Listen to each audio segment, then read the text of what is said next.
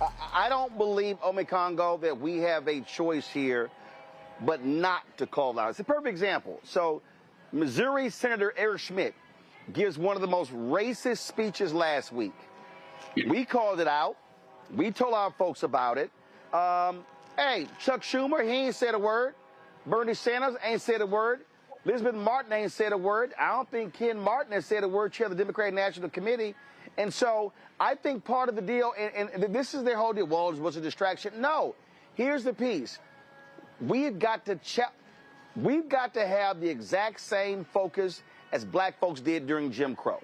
We've got to be willing to call these people out, because we also have to use these moments to raise the issue, call them out, so we can educate our own people, so people understand. So all these brothers in neighborhoods across the country who were sitting here like, oh, Trump is going to put money in my pockets. No, he thinks you're thugs. He thinks you were born a thug. He wants to put you away. And I think, again, we do not have the luxury of ignoring the racist diatribes that come from this man's mouth. It is without a doubt Donald Trump is the most racist occupant of the Oval Office since that virulent racist Woodrow Wilson. Well, one thing on Senator Schmidt, I didn't see anybody covering it until after it was talked about on your show, to be clear about that.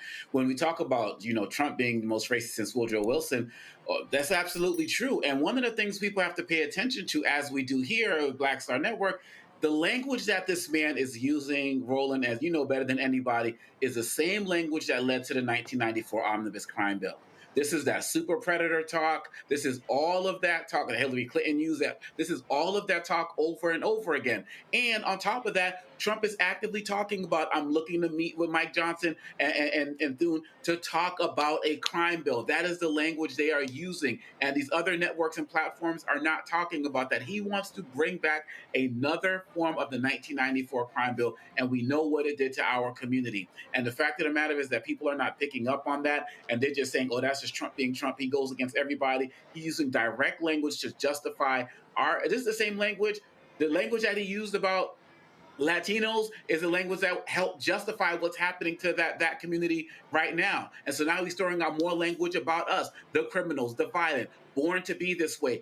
All of the talk that has been used in this country historically to keep us down, to keep us in prison, to keep us enslaved, to keep us shackled, he's bringing it all back, because he knows that there's an audience for it, and he knows that these Republicans will give him whatever he wants. And so, yeah, we need to call it out. We need to challenge businesses that support him in any way, shape, or form and support this type of rhetoric, because if not, those same brothers who are going to be like, oh, yeah, Trump put money in my pocket, now they're going to be like, Trump put me in prison. And that's what he wants, because he wants to please his billionaire prison industrial supporters who said when he got elected that this is going to be the best time in history for our business. And that's what he's about. He wants to put them in there just like he's putting people he's picking up off the street under these ICE raids as well. Gotta call it out.